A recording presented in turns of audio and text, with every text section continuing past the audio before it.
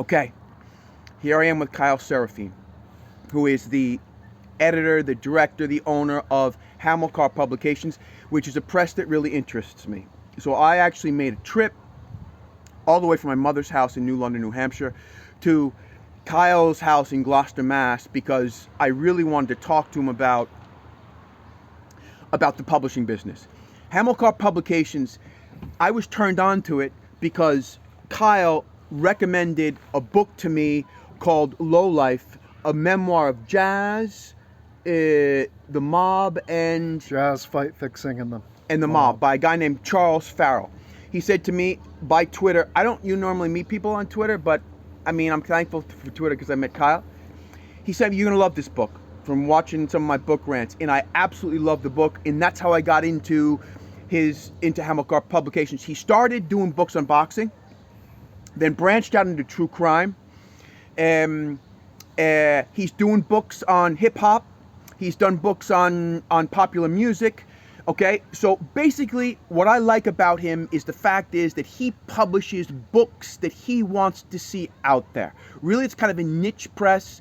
He does this vocationally, okay? And I want to talk to him about this. So, Kyle, I guess the first thing I want to ask you, man, is I'm going to just start right off the bat with the questions that I'm most curious about with publishing. Yeah, absolutely. Why do you think it is that in publishing today, it's so, all of the gatekeepers, all of the people who have sort of like yes power, it seems to me that so many of them are women. When I was growing up, and I was falling in love with books, and I was falling in love with sort of the vocation of writing, there was a type of writer, Kerouac maybe Hunter S. Thompson, which created, or Bukowski. So there was a lot of people who, Hemingway obviously, there was a sense of, there was a masculine nature to a certain type of book. But now it seems to me that a lot of the industry, with your publishing house as an exception, seems to be focusing their books to the woman reader. Why do you think that is, and why do you want to go sort of against the grain? Yeah, it's interesting.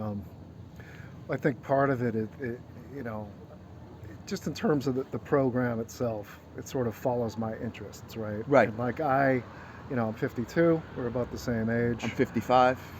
And, we talked about Sports Illustrated as well. You can Yes. throw Sports Illustrated, Golden Age Sports Illustrated, Right. Into that mix. So yeah, one of the things I was fascinated by when I was listening to another podcast that he did was that his love of writing and books basically came from him reading Sports Illustrated, which is something that he and I completely have in common. So the golden age of this is like 80s, 90s, when that magazine was, if you were on the cover of Sports Illustrated, right? That was huge. It was totally huge, totally iconic. I think the other thing is I remember the first issue I got was like Dave Winfield, and it was January 1st, 1980. Wow. Right? Like I got the subscription for Christmas, right? I was 9 years old, right? 9 years old, like reading every word of that magazine because I was so sports obsessed. And, I told you this when we talked about it, and I'll say it now. It's when I was younger, I was I think I was smart, so I did okay in school. Right. But when homework started, sort of like above average student. But the reading SI and then other, sports biographies. Is that what, I guess one of the questions that I really wanted to ask you was, like, your vocation to literature, right? As a publisher. Right. How was that born? I mean, was it through, Sports Illustrated, you got a sense, I guess, of literary style. You got a sense of certain writers distinguish themselves for the way they wrote sentences. But how did that then sort of transfer into books? What were the books that first turned you on to the business? That you said, well, I want to do this. I want to put books out that make people feel the way I felt. No, it's really interesting. I think that on some level, not to be too self-referential or whatever you want to call it. Like, my whole sort of orientation sort of changed when I was 20 years old. Like before, I was playing soccer and partying at a school, Plymouth State College in New Hampshire, right? So I was a jock and a partier up until the age of 20. And then I stopped playing soccer after my sophomore year, and all of a sudden I had to declare a major. And right around that time, a friend of mine's like, you're really good with words and all this, and whatever. And all of a sudden it changed on a dime. Huh. And books became my sports. And I remember in that little valley town in the Plymouth and Mount Washington Valley, like they had a bookstore. And I remember I discovered like it's crazy too, man. Like at that time there was no Amazon in terms of discovering books, right? I remember it's sort of like a very meaningful like experiences, right? Like I discovered Raymond Carver, like off the shelf, man. Yeah, right. He was one of the guys. You know what I mean? Yeah, Bukowski. Yeah. I remember I discovered Bukowski. Like no one told me about this shit. Nobody. Yeah. I was haunting I discovered Bukowski in the college library. Yeah. Right. I think part of it, and this sort of factors in terms of like, I always loved book design, whether I knew it or not. Huh. You know what I mean? And Bukowski was published by Black Sparrow. Yeah, sure. The uncoded John covers. Fonte also. Yeah. I think the guy's name was not John Gardner. He's a writer. John something. He was Bukowski's benefactor. John something. I forget his name, but he was the guy. I'll look it up. Yeah. He was the Black Sparrow guy. And, I think part of it was even you've talked about we've talked about, and a lot of people talk about the design standards for Hamilcar, and I think that part of my discovering those books on some level was the designs too, And we talked on the phone a little bit about how, you kind of want to be a publisher that, in other words, you want people to, after reading one book by Hamilcar, to look for more books by Hamilcar. That's right. That's kind of an idea. People talk nowadays about branding and so forth. That's but, right. You want to create a kind of school in a way, in the sense of like a canon, let's say. Maybe school is not the word. A canon of type of books to a specific reader. Now, who is that reader, Kyle? Is it you? Is it when you're choosing a book? What are you thinking of a specific reader? Are you thinking about, maybe at the beginning, I guess maybe you thought of a boxing fans, but that's expanded out. Like, why did it expand out, and who is that reader? Yeah, I think on some level it is me. Because just in terms of publishing a book, I have to like the book and be interested in the subject. Like I definitely don't publish cynically. Obviously there are sort of commercial concerns, right? But I think the other piece is that, the list reflects my interests. Right. I think on some level my personality and what I'm interested in reflects my personality in the sense that a list should have a personality. Right. Right. And I think with mine, editorially, it has a personality, and then in terms of the design direction, it does as well. Sure. And I was always inspired, say, by like New Directions, right? And I think that those books, on some level, are minimalist or whatever, but in terms of the design sensibility, like ours aren't like that.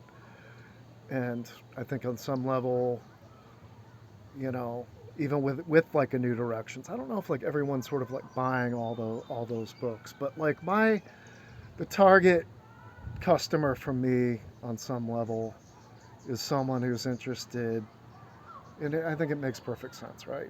Boxing, hip hop, true crime, on some level jazz jibes with hip hop, So it's sort of urban. Yeah. All those things are It's sort of very urban, Mm. right?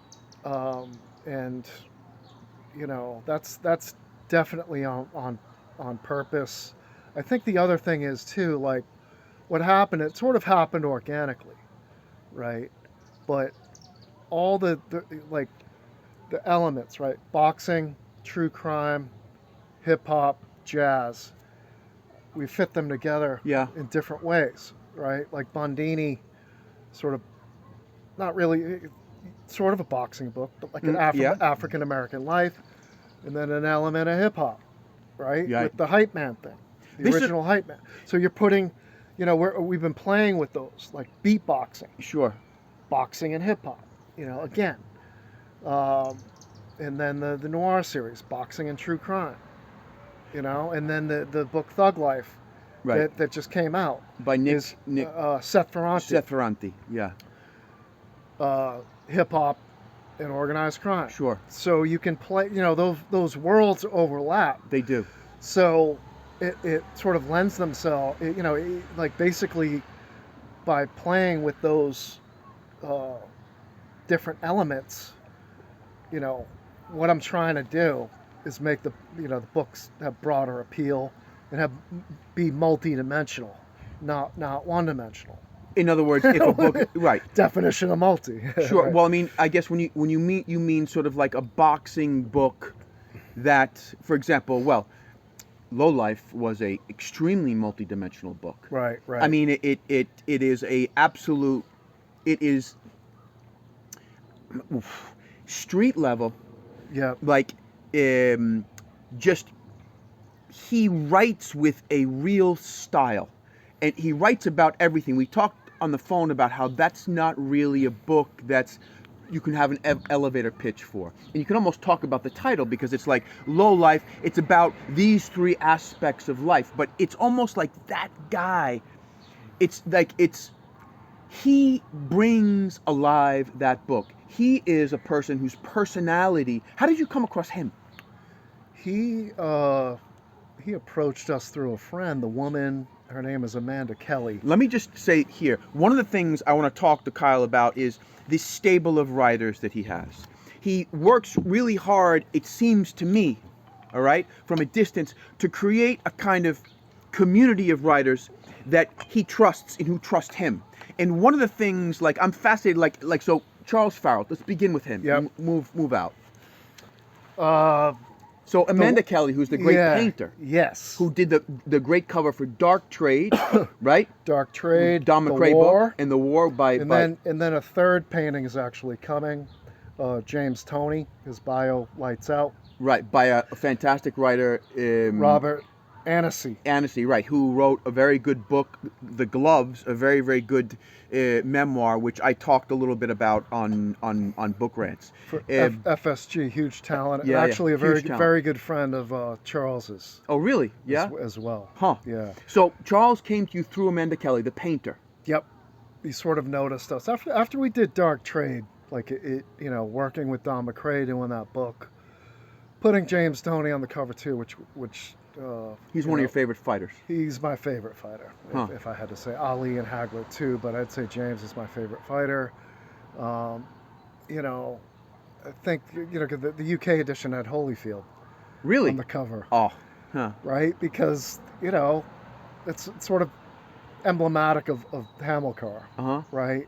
Like I was like, no, James Toney belongs on the cover. Whereas it wasn't a Big Five book actually. Don's with I think he's with SNS now, but I think that was like Mainstream Publishing or whatever. But like most publishers, they want Mike Tyson on the cover. Right. The SNS paperback is Tyson on the cover. That book's about James Toney more than any other fighter, right? And James, that book is the book Dark Trade is about James Toney.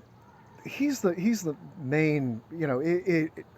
Tyson, Holyfield, Oscar De La Hoya, like they're, Roy Jones, like it's a memoir, and Don sort of goes to talk to different fighters and goes to different fights, but James is basically Don's favorite fighter and is the main guy featured in the book. I see. That sort of stands out. So a thing that I want to ask you is, Okay, well, Dark Trade. So that was the first big book that you published, and that did you on purpose sort of publish a book that you knew that was already kind of considered a classic, with a writer who is already considered at the top of his game, to sort of create a magnet for other talents? I mean, was that was that a conscious decision on your part? Well, yeah, it was. You know, I think on some level you're doing this stuff intuitively.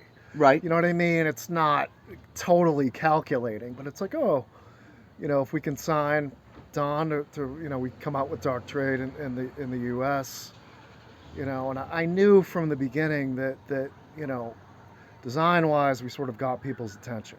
Oh, sure you did. Right? It's a gorgeous book. So that was part of it as well. You know what I mean? It's sort of like a combination.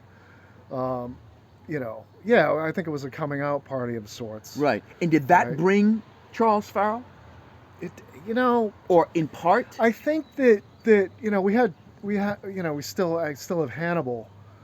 It was Hannibal Boxing. I just call it Hannibal now because it you know, the journalism site. Right. Which, you know, I've opened it up to journalism that reflects the different subjects that we publish in, not just boxing, right? But like Carlos Azevedo, who's, you know, one of the, you know, sort of, you know, a linchpin author for us. He's published. He was the Sporting Blood, right? The Duke, right? The Tommy Morrison book. Yep, and he's coming out with a book called The Devil Inside. I saw that on the website. Right? Yeah, about The Exorcist. Yep, exactly. About the cultural sort of impact of a film. It's sort of like a Hollywood book, like the making of The Exorcist, which was sort of like a crazy story, and then the cultural, like, fallout reaction. Sure. And then, you know, like the Satanism piece, the possession piece, right, which leads into his next book called American Hellfire, which is basically about, like, satanic panic, crime that was sort of, you know, committed under, I don't know if this is the best way to say it, but sort of under the aegis of Satanism, Night Stalker, things like that. And then there's a third book that we're going to do. The working trilogy title is Running with the Devil Trilogy. These are all dark topics. Yeah. I mean, I mean, I guess there's a kind of sense of what. Yeah, it's fascinating how your list has organically grown. I mean, when you started this in 2018, correct? 2018? Basically. And did you think it would go in this direction, or do you? No.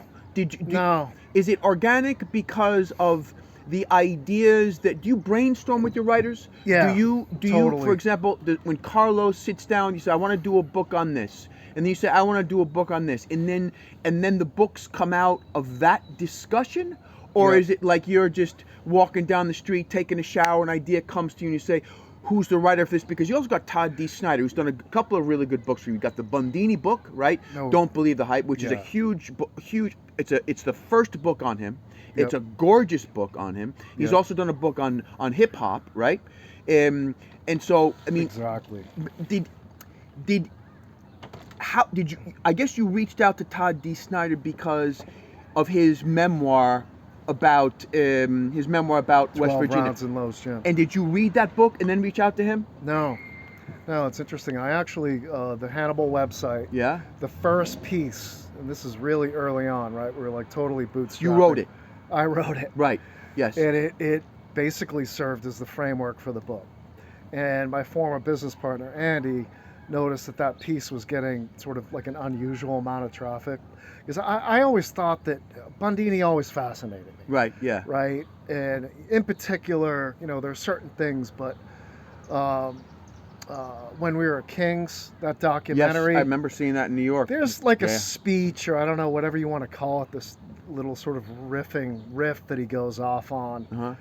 You know, Ali's godson and the roots of the fruit, and all that kind of Bundini kind of rhetoric. You know, just you know, He was a rapper, if you will. I mean, you know? if you really think about language, I mean, this is the thing about Bundini. If you think about the way, you could look at Muhammad Ali and you could say, well, the way people or the way athletes spoke to the press changed because of him.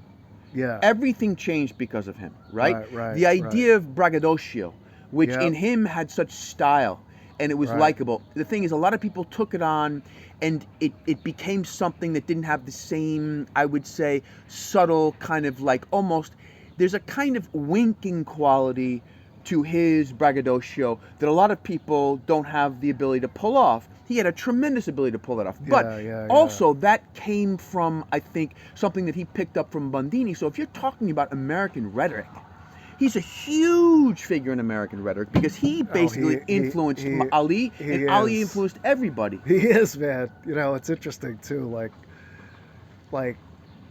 you know, what was it? The gist of that piece basically was that he didn't get the credit that he deserved. And to be completely honest, man, you know, Todd just took the book to up so many levels. You know what I mean? But I do feel good about the fact that I had the idea, the kernel that led to that book being published, and then I published that book because I think it set the record straight.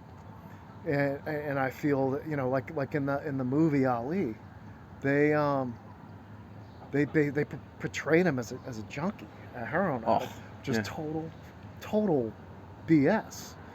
You know, like his son stood up in the theater and like yelled at the screen. So I feel like you know, in doing that book and just, you know, as you sort of said, like Todd did such a good job, just it's so moving, and you know, he's a very lyrical writer. He's a very lyrical writer. He has soul. You know what I mean? Yeah. I think where he comes from, West Virginia, you know, like coal mining towns, like there's a lot of soul, I think, in places like that, you know. And I think he was the perfect person to write it. And I just feel good about like setting the record straight. First, second, giving Bundini the credit that he deserves, because even, you know, for example, in the comments on, because at the 25-minute, we commissioned like a book trailer. And this guy Patrick Green, really talented filmmaker, sort of, you know, it's got a lot of views, that video. Like 50,000, 60,000, right? And you know, whatever we paid him, you know, it was for a book trailer, but like he knew what he had. Right. And he ran with it. Yeah. And he did a short doc. It was like, I think I told you, like it was in the you know, among other film festivals like the Martha's Vineyard like Black Film Festival, like, you know, it took on a life of its own. But what I was going to say is, like, in the comments, you can still see them, you know, under the documentary on YouTube. You get a lot of nasty shit. Well, I just think that's par for the course, you know, man. Oh, Bundini's he was a lackey, and he people don't know. Total bullshit. You know what I mean? Like Ali's brother Rahman, he came out with a autobiography maybe like a couple years ago, and he basically said that his brother would have took a couple more losses if it wasn't for Bundini, and I totally believe that. You know, Ali was his own man, and he did what he did in the ring, but to have a guy like that, I don't know how to say it, in the zone, putting off that kind of energy, or putting that energy that he gave off in Ali's direction, and getting hyped like he did get him, it makes a difference. You know what I mean? I think prize fighting is you know, a game of split second occurrences, and anything can happen, and you have to be really sharp, and like every little bit of motivation, I think, can make the difference between a win and a loss. Knocking someone out or getting knocked out yourself. So much of it is psychological. Listen, when you why, for example, why are you banking on books? I mean, like, for example, nowadays my kids who are 15 and 13, Yeah. right? If they want to learn about something, they go to a YouTube video. They don't go to a book. Now, this could change over time, right? Now, and the reason I bring this up is because you bring up the whole the Bundini thing. Like, why do you believe that ultimately people will go to a book? What do books offer us that, say, YouTube videos can't? I think it's easy, like a depth that other media can't really touch on, rise to, or reach, or whatever. You know what I mean? And what is in that depth? The sort of psychological, like, for example, in the Bundini book that Todd D. Snyder did, which I haven't read, but when you say he did a wonderful job on it, does he get into Bundini's head? Does he get into Ali's head? What takes the book? What gives the book soul, in your opinion? Why is that book something more than, say, just, a meat and potato story about this guy? What makes it sing, in your opinion? Right. What makes that book sing? I think on some level it was Bundini's, like, sort of total dedication to Ali. But, the interesting thing about him, and it sort of makes me think of Charles Farrell as well. Like Todd D. Snyder or Bundini? No, Bundini. And Charles Farrell. His Charles's life, Bundini's life, like, both really, like, multi-dimensional in the extreme, and also sort of Zelig-esque, right? Like, Charles played with Ornette Coleman, right? Yes. Managed Mitch Blood Green, right? Basically... Basically he didn't go to school. The guy was fixing fights, or not fixing them, but he was, the mob had hired him, and this is the great thing about the book. That's what I mean, like, how many, the cool thing is, right, is that there are YouTube videos of him playing piano. I know, I've seen them. Right? So, like, that's the interesting thing, too, like, early on, it sort of speaks to the same thing with Bundini. For whatever reason, like, in my opinion, like, unsophisticated people take shots at someone like Charles or someone like Bundini and say they're a phony, they're not the real deal, but, like, they both were the real deal, and Well, the amazing thing with Charles Farrell is he's also a great writer. Yeah, that's an amazing thing. Know. See, I even, like... He's a great writer. Imagine living that's that the amazing life. thing. I sort of, like, take it for granted, but no, you're exactly right. The thing about that he could actually bring his story to life in a way that, I really do think, and I don't use this term lightly, I think he's a genius. I think he's a genius, and what I find hard to believe, Kyle, and this must frustrate you, why is a book like Charles Farrell's not, like, read by everyone? What stops, or what makes a book successful? Because it's not just quality. Because, for example, if you talk about a great story, a great man, because he's a great man in many ways, Charles Farrell. He's controversial too, but he's a great man. He's got opinions. He's a great writer. The book is well designed. The book has pace. Why did that book not sell? Maybe it sold. What does it? It didn't sell the copies it should have sold.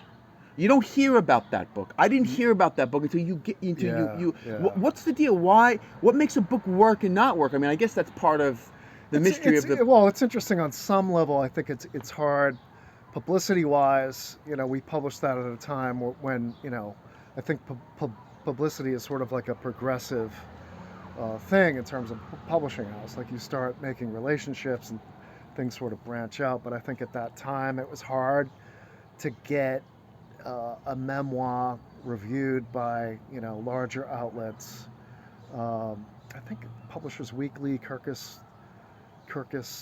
Library Journal, we got those, but it was harder to get. But do those really sell books? Does a Kirkus really. review? Don't you have to pay for Kirkus reviews? No, they right, but no, it's a good point. Like, Bundini got a rave review in the Wall Street Journal. It moved 150 copies. Yeah. Right. So. That's it. Yeah. But the reason why people don't know about Low Life, I don't know. Yeah. You know what I mean? Like, Is it a long seller? Is it a potential long seller? I It seems to me like a classic. I think so. It's a classic, exactly. You nailed it. It's a classic, and on some level, a book like that, I just had to do it. Right? I mean, it is just. I had to do it. Yeah. I knew what I had. I knew how talented he was. The interesting thing was, like, I basically prompted him to write a memoir. He came to us originally through Amanda with maybe like 12 different pieces, sort of like essays, and I got to know him a little bit more.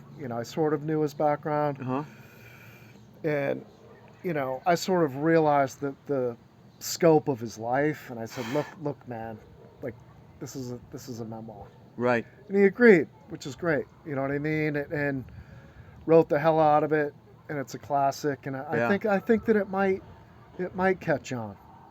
I hope it does. I really does. I mean, so would you say you published that book because the story was great, because the writing was great? I mean, it fits into your. I mean, it's about boxing. It's about jazz, right? It's about. That's what. Yeah, it's sort of like the the Twilight world or right. Low Life. Like I think that was sort of like a part of it, just in terms of like Hamilcar Noir. We reissued in America that book Jacob's Beach was about the mob and in boxing, right? So. There's sort of like a Twilight world element to a lot of the books, so it really like fit the list in that respect. I'm a jazz head, so that fit. It had that, I really liked that. Going back to the original question, do your books, like the distributors, are they happy with your list? Do they find that your list is difficult to sell? I mean, do you sometimes feel as though you're going against the grain? A little bit, yeah. The boxing stuff in particular was a tough sell. With we tried to weave, as discussed, like crossover elements into all the books, right? Like maybe the purest boxing book is the War, but that sort of weaves a lot of the socio-cultural stuff that was going on in the 1980s. That was a huge. I mean, in many ways, that was like a defining. Yeah, fight, right. So that right? was like a straight, probably one of the straightest boxing books that we've done, right? But yeah, here's the thing, right? Like we've talked in the past, previously before this, and we talked about Amazon versus indies, and the thing with the boxing books is, well, first, I was able to, we were able to make a name for ourselves, Hamilcar, by doing that, owning that category, which we do completely forever. No one's ever done that. With maybe even a sport, right? 20 books. Yeah, amazing. Right? I think, fortunately, boxing lends itself to doing... Because it's a tight community. People know each other. But I think that, it's sort of like it lends itself to literature, and there's a tradition. Okay, yeah. Mailer, Joyce Carol Oates, you name it. Yeah. Right? A.J. Liebling, right? And on and on and on. Yeah, right? yeah. So I could do... Yeah, I don't think a publisher could do 20 baseball books. That would be, I don't know. Maybe they could, but I don't know. I actually personally think they could. Yeah, but I mean, you know what I'm saying. I know what you're saying. It's not like they couldn't do, I don't think, 20 basketball books. I don't think they do 20 football books. The literary tradition, boxing's literary tradition, I think, is the greatest one in terms of sports. Like, I don't think anything really comes close to my mind that sort of I'm aware of. So on some level, get back to the point. You were talking about Amazon and the indies. I mean, yep. So those, the boxing books are evergreen, and none of them broke out, but they're steady sellers. Do you think Amazon makes it easier for you as a publisher, or more difficult for you as a publisher? Are you grateful for their existence?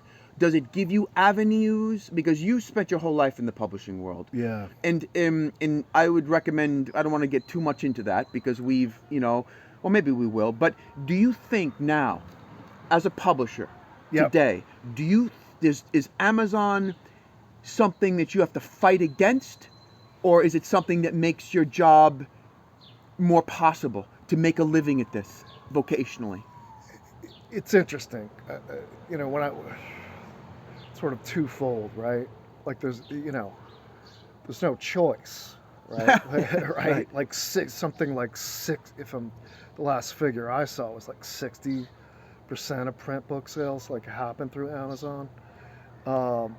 So there's no choice. However, in terms of discoverability, it levels the playing field. Right. It levels the playing field. Right. Like I have, 5-star distribution or whatever, Two Rivers, Ingram. Right. And a lot of the books are in. Most of my books are in Barnes and Noble. Right. Different Stores take different ones, but with Amazon, that is your main storefront. Right. Right. And it'll like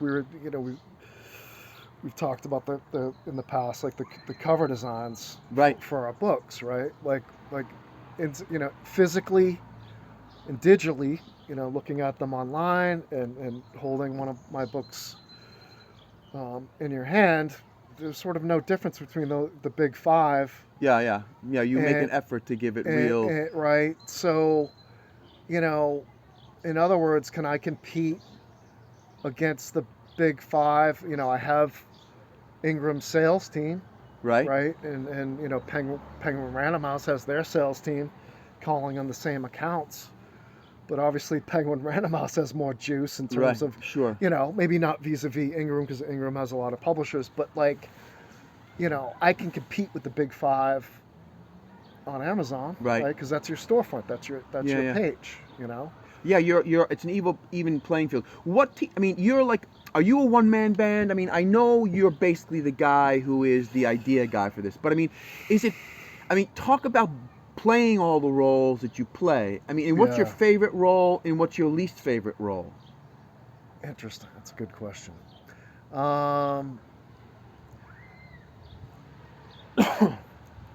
Well, one-man band in the sense that, I'm sort of like if you want to use like a film business analogy, like a director and a producer at the same time. Yeah. Right. But then I have a designer, copy editor, proofreader, typesetter, all those different people. But you're advising on all that. Yep. No? Yep.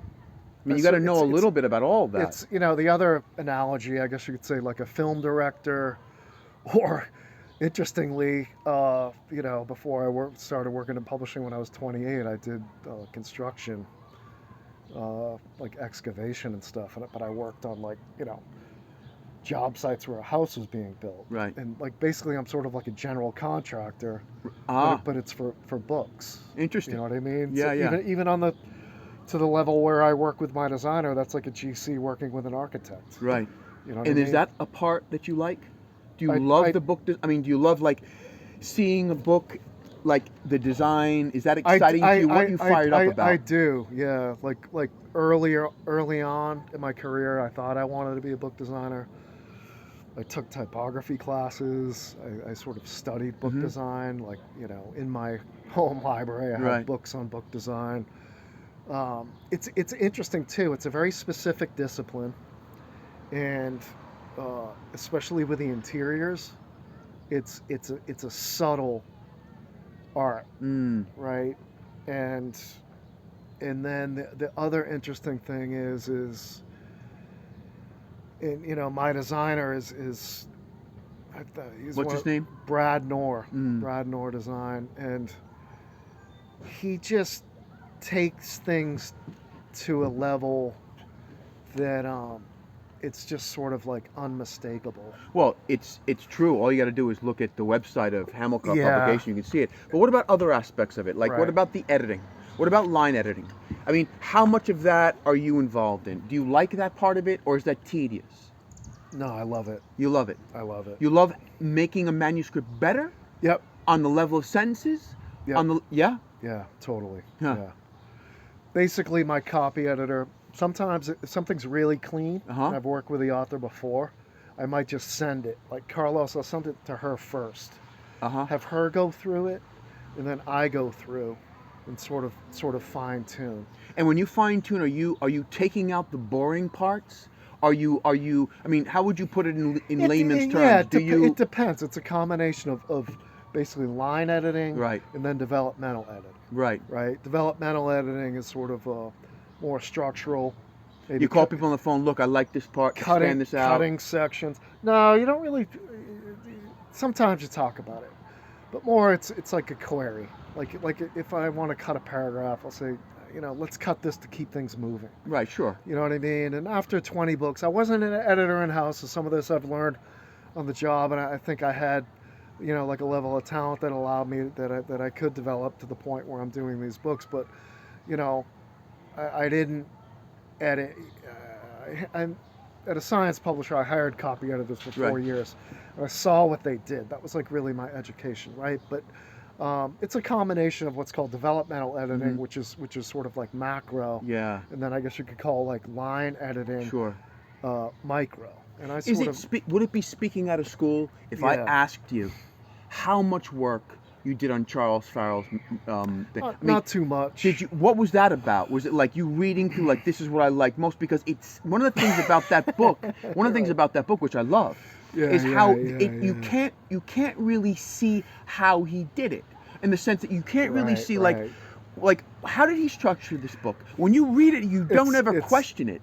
But it's interesting. Is it jazz that he did it? I didn't touch it that much.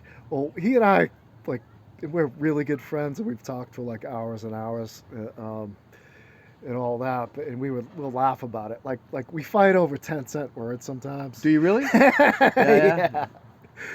Just because, like I don't know. It's a very fine line, and he doesn't show off, but the 10-cent word phenomenon. What do you mean by a 10-cent word? Just a word like it's something that's rote or that doesn't militates against, or I got you saying. reified. Okay, I got you. Yeah, right, yeah. like words that you typically you'll never hear anyone use typically in everyday speech. And you don't want those words in your books. It depends. It's really with him, no. Because he's a stylist. Yeah, he's a stylist. Well, it just depends. Yeah. Right? Like what I'll say is like, Charles, we really want to send someone to the dictionary on this one. Man, it's my father used to always say to me, don't send anyone to the dictionary. Yeah. That's sort of, it depends. Because sometimes a quote unquote big word is the right word. Yeah. And that's just taste and feel. And I really edit by feel, What's the worst part of your job? What do you hate? Numbers? Do you hate talking? You know what's funny, man? I went to business school, which is crazy. I have an MBA. Well, that's probably very, very necessary in this business, no? Totally. I couldn't, my former business partner who, just made this thing a reality, and I owe a lot to him, and I appreciate him. He's your best friend from high school. You played sports together, right? One of my crew, one of my best friends, you know what I mean? And we did it for the first 3-4 years together, which was really great. Some of those really high highs that we experienced together, like, it's doing it myself, it's still gratifying and it's great, but especially in the beginning, when, you sign your first rights deal. Right. Or, we're talking to Don McRae's agent, or like we weren't even important enough to get his agent. We got the assistant. You know what I mean? But because I worked for publishing houses in the past, but I was shut out of all that stuff. Like I was like a production person. You know what I mean? So it was sort of like, getting, publishing my own book, starting a house, being a publisher. Like I, sort of entered the sort of prestigious inner sanctum. Does that fire you up? Does it fire you up to sort of like, because look, I'm going to be honest with you, I'm annoyed by the big five. Yeah. I'm annoyed by the idea of like that. it seems to me like they're in a way, they don't, maybe, again, I can't be sure because I don't read everything out there, but it seems to me like the type of books they promote seem to fit into a specific scheme. They don't seem to be risking as much as I would like. Like, for example, you seem to be risking a lot. You seem to be going against the grain. I mean, do you feel, is there a bit of you behind of you say, I'll show them? Does that fire you up? Yeah, man. A little bit? You're getting me fired up just saying that. Yeah. Totally. I think largely, I think they're full of shit. Mm-hmm. Corporate. I worked for corporate publishers, corporate to varying degrees, right?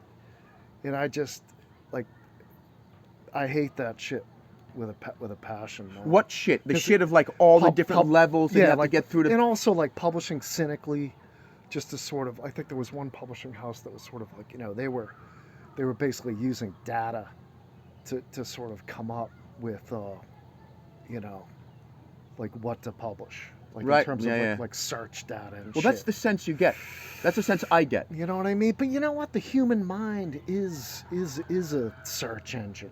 Sure. For fuck's sake. Yeah, you know what I mean? And that Hamilcar is basically my my search, it comes from my head. Sure. All the different things that I've been exposed to and read about and all that. So I think basically believe me, there are commercial considerations, right? Sure. And I'm sort of getting into true crime, and I think maybe it was a conversation that you and I had on the phone or someone else. I'm not doing stuff that doesn't have commercial appeal. No. Right? Oh, it's a commercial publishing right. house. No, I mean, right, it is. But it's also it's sort of taking stuff that's commercial, right? But trying to make it as artful as possible, right? I came up with a phrase, or it was like a self-description. What is Hamilcar? Cinematic literary nonfiction, right? Well, that's great because you know what I'm saying. Yeah. So yeah. Well, I mean, this is the thing. It's there is this idea. This is another thing I like about sort of Hamilcar. It's not afraid to be commercial. In other words, to have a sort of artistic. I mean, right. It's a kind of nice mix of artistic and also you're saying, you know what? I'm gonna make this commercial too. It's got a commercial sheen. Well, that's what I mean. But it's got artistic soul. Well, I would say that's it. Yeah, that's it. That was the sort of conception with the Hamilcar Noir series. Yeah, well, you've achieved it, especially with the titles Berserk. Yeah, I know. Yeah. Killed in Brazil, or President of Pandemonium. The pulp fiction, the pulp idea of something. But the prose of in particular, Stradley is just, and he got better as he wrote. But I think the first one might be the best one. Berserk, it just, it has a great deal of literary merit, and that's with all the books. That's sort of what that's the idea with the Hamilcar books is. Well, in my opinion, you can't get it every time. It's impossible to get that literary quality every time consistently. I just don't think it's possible. I mean, if you're in the publishing business, there are going to be some duds, but they'll probably be forgotten. I mean, you probably don't consider them duds because you're the publisher. They're your children. But I mean, from the perspective of someone outside, I mean, there's you just get the sense of it's impossible, even as a writer. I'm just not going to write a great book every time. It's just impossible. I mean, I'm not going to do it, you know? But I guess it's, I mean, do you for example, I mean, what's interesting though, I think you can sort of compensate that for that to a degree with an interesting subject or story. Absolutely. That's what I mean. Right? Yes. So it's okay, well, hey, writers come in all different shapes and sizes and styles and abilities and some are sort of can have a lot of you might have a genius who is not great at the publicity game and doesn't care about it, and vice versa. Someone who's a very solid like writer who sort of, all shapes and sizes. Is that the tightrope you walk? In other words, of like finding like each book having a combination of talent, having a combination of commercial appeal, having a combination of, for example, like what's the morbid interest? I mean, like, is that what you're doing when you're putting books together, or is that the way you said before it's intuitive?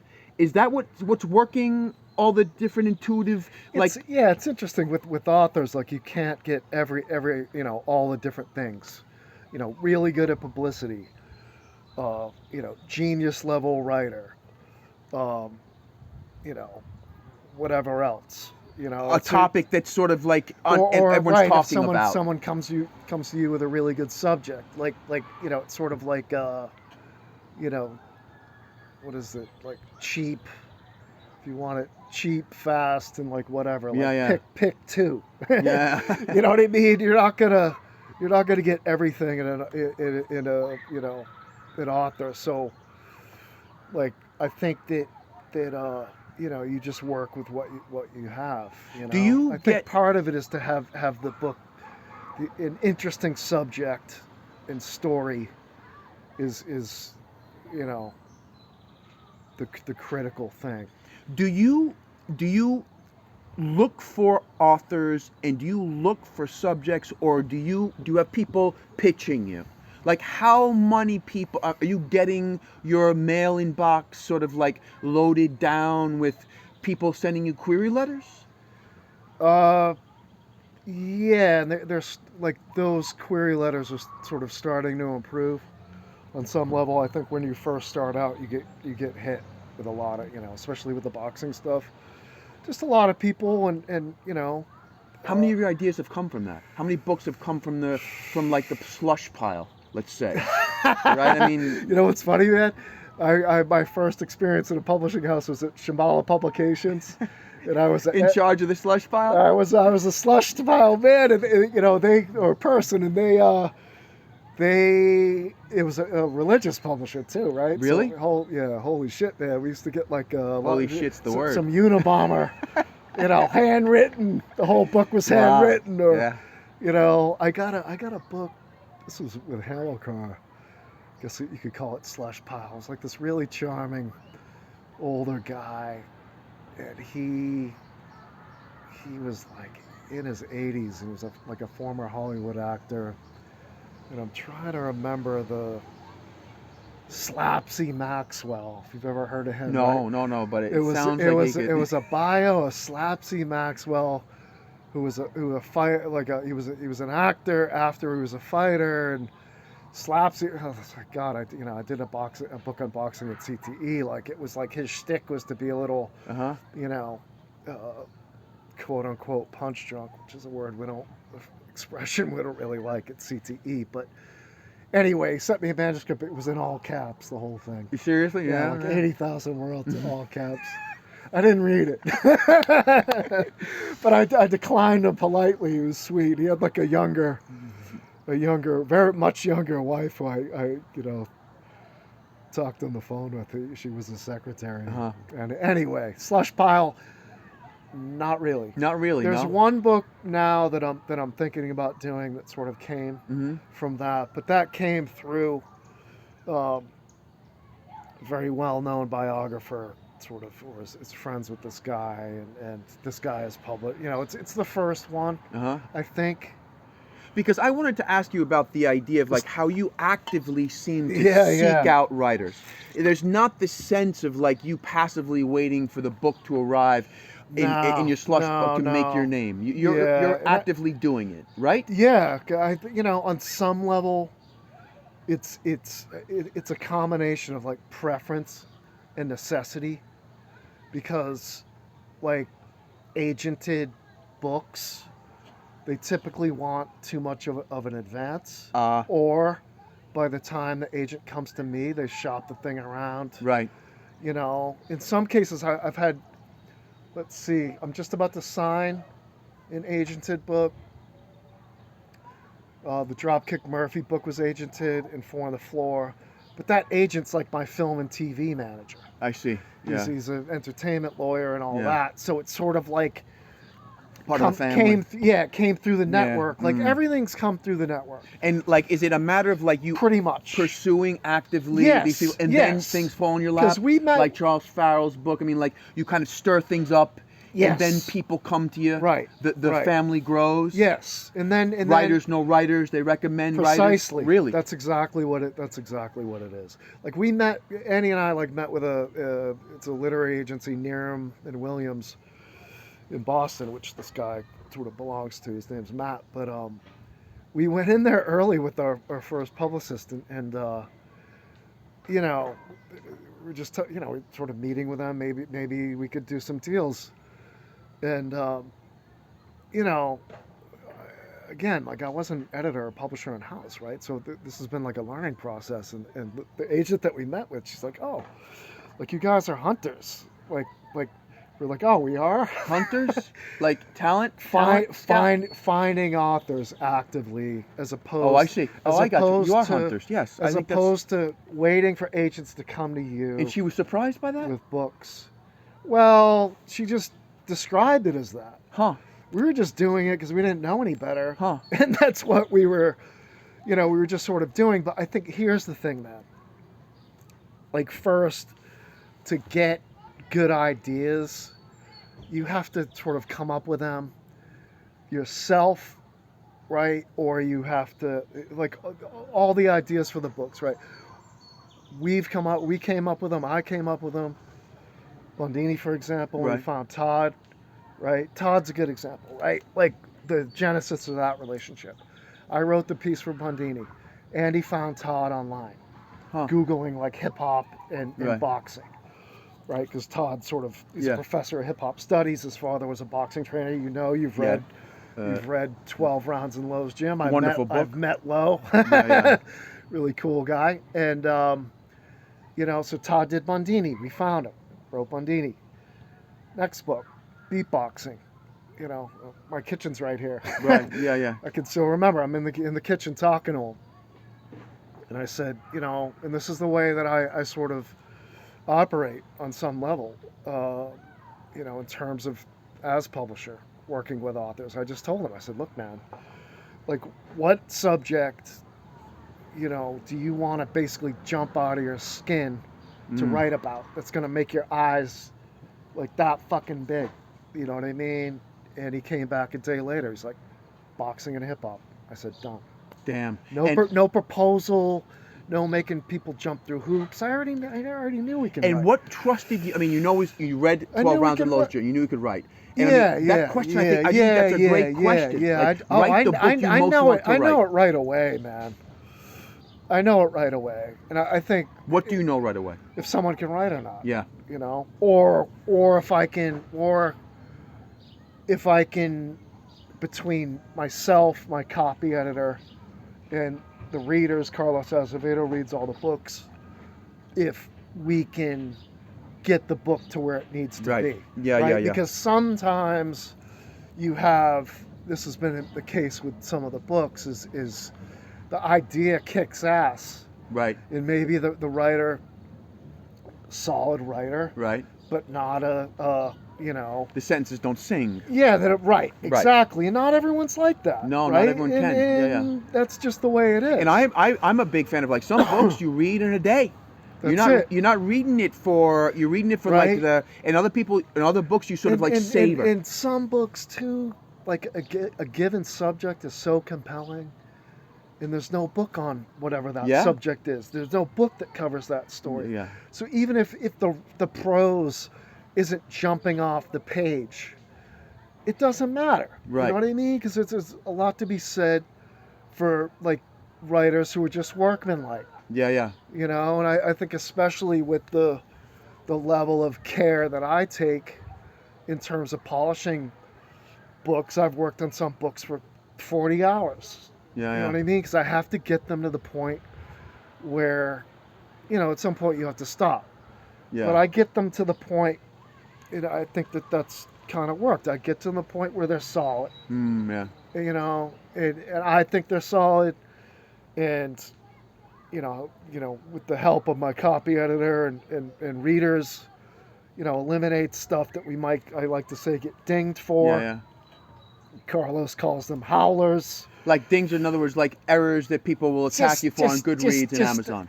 Yeah, but like something that's maybe a bit too sentimental. Okay, yeah, or, I got you. Yeah. Overwrought. Maudlin. Yeah. You stole the word. Or overheated. Yeah, I got you. Things like that. So I try to, eradicate all that stuff. And, hey, like, especially with Amazon. Yeah.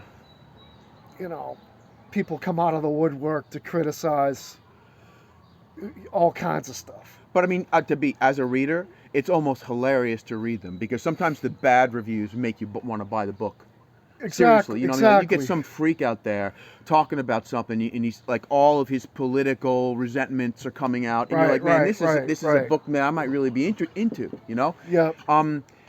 What about? I mean, we've talked a little bit on the phone about like how editors can make money. Your books seem to be something that maybe might lead to film deals, that might lead to, for example, you talked a little about Audible deals, selling like the audio book, right? I mean, a lot of people read books, right? Listening to them, and that sort of often speaks to the idea of what you're talking about. That's a really good question, man, because the audio stuff is beautiful.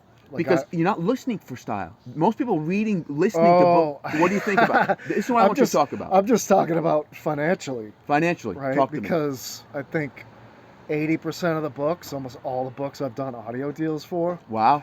And you get, I split the money with the authors, and it helps recoup some of the production costs for me. Like right out of the gate, like it's a nice little revenue. And you do that? It subsidizes production, not completely, typically, but no. There's a company, Tantor, that I've done almost all my deals with. Mm-hmm.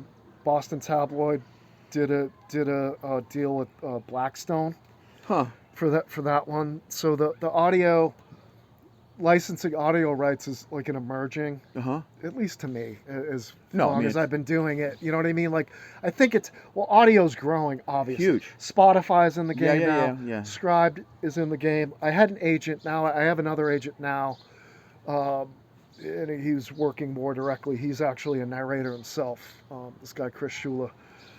He's kind of agenting my deals as an insider now, but I had an agent previously, foreign rights too, and she was shopping the audio rights to like 10 different entities or 12. Really?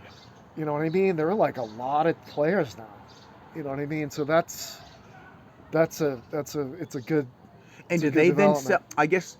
Did they then sell the books to Audible so they can be? In other words, is that the way it works? Yeah, they publish them, and then I see. It goes through their distribution channels. I got you. Right. How many books can you do feasibly in a year?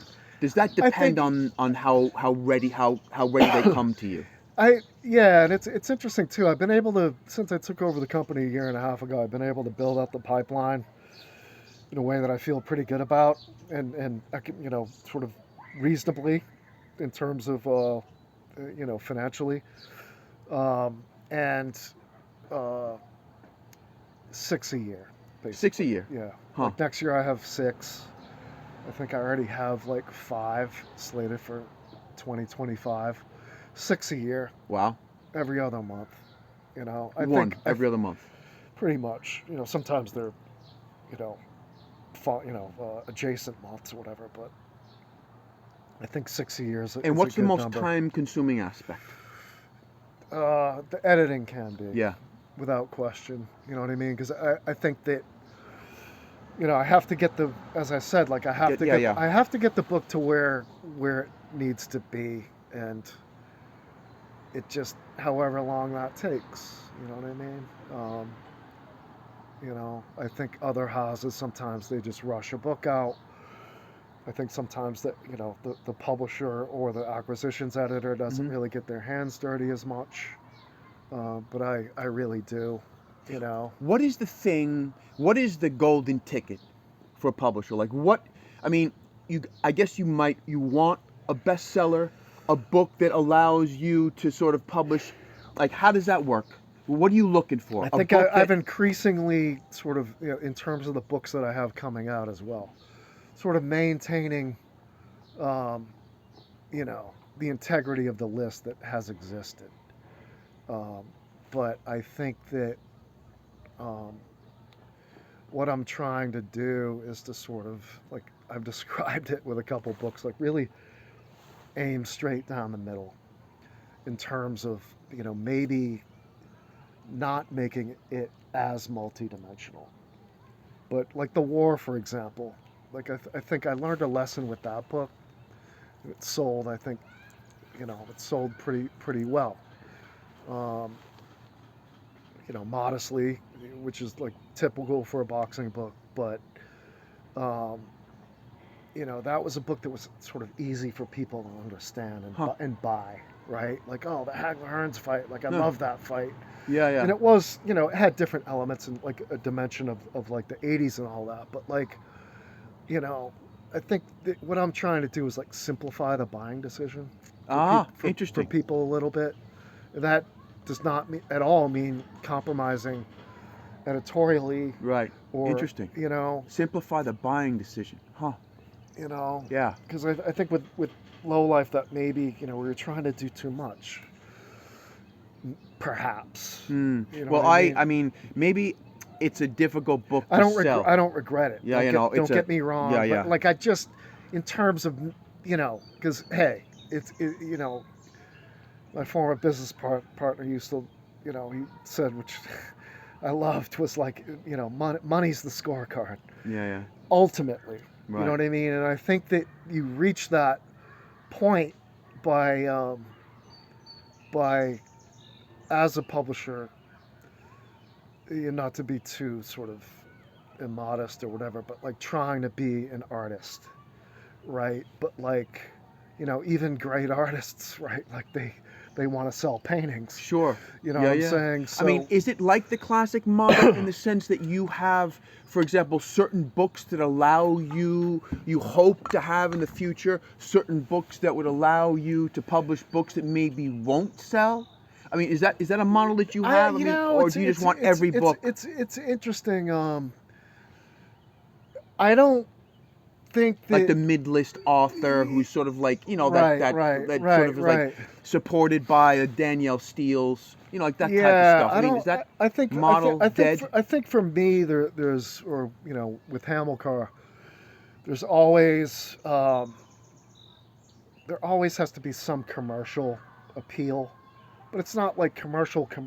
Right? No. You know what I mean? But like maybe like a sexiness. Yeah, there's a slickness in a way. Yeah, I don't mean that in a bad sense. Right. But yeah, I mean there's a slickness to it. Yeah. Like, you know, I've had conversations with you know, Carlos, Charles, you know, they're, especially those two guys, like they're really, Stradley's a friend, good friend. But like, you know, do you have an MFA? No. No, I don't. Yeah. And I just say, like, you know, that MFA shit, like I'm not, you know, Paris Review. I think it ruins a lot a lot of writers. You know what I mean? Like, I don't. I can't see it. Someone with an MFA writing. It's nothing against MFAs. You know what I mean? But you know what I mean. I know what you mean. Yeah. There's a certain type of. You know, it's very writerly. You know, it's just sort of effete. It's very effete. Yep. It's like they're showing off with language. They're not really communicating. One of the things about Hamilcar that I like is that, you know, every sentence, in addition to being maybe stylistic, is also communicating information. There's a kind of sense of, like, overly literary books, what you talk about. There's overwrought, which is sentimental. Maybe that's where the danger zone for a Hamilcar book is, because it could go into the sentimental, because it's really much. It's about everyday people, and it's about what makes people tick. Very often it's the sentiment that makes people tick. It's got to have, books have to have sentiment right? But it can't be sentimental. And so in other words, there's this line that people have to walk. But very often, it's really interesting though, that the effete thing. You know what I mean? It makes me, because turns me off, I man. think that, like, you know, a big part of Hamilcar is that I'm not effete. No. Right? And like that, I think that's what allows me to sort of, you know, relate to the authors that I have in a certain way, you know, because I worked in publishing houses forever, and, you know, nothing against how anyone is, you know what I mean, but I think that, you know, in the world of letters these days, like, you know, and you kind of touched on this in the beginning, like earlier, you know, like a lot of that sort of stuff with you know, cojones, if you will, sort of has been, I don't know, fallen by the wayside. It's fallen, but shunted aside. Whatever you want to say, and you know, I think it's how do I? No, you said it. It's books with cojones. Yeah. This is what you're publishing, man. It's books with cojones. Well, it's things can be smart and have cojones at the same time. Well, of course they can. And it seems to me like you sort of said it, Kyle. It seems to me that people think that's not. Like there's the kind of like, you know, bro-y books. Like, God, that makes me want to vomit. Just because something's bro-y doesn't mean it's not intelligent. It can have cojones. You know, the interesting thing is too, right? Exactly, precisely, and you know, that's a whole thing with boxing. You know, am I a sports guy?